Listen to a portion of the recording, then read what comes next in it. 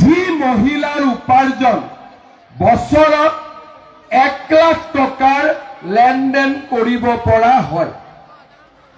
মোদী ডাঙৰীয়াই মোক কৈছিলে যে আমাৰ অসমতো আমি 40 লাখ মহিলা আমি লাখপতি দিদি বনাবৰ চেষ্টা কৰিব লাগে।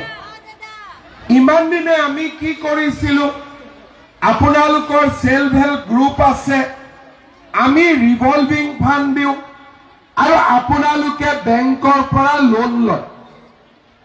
আমি চিন্তা কৰিলো যে গ্ৰুপত যদি আমি বেংকৰ পৰা লোন লওঁ, ব্যৱসায় কৰোঁ, লাখপতি হওঁতে বহুত দিন লাগিব।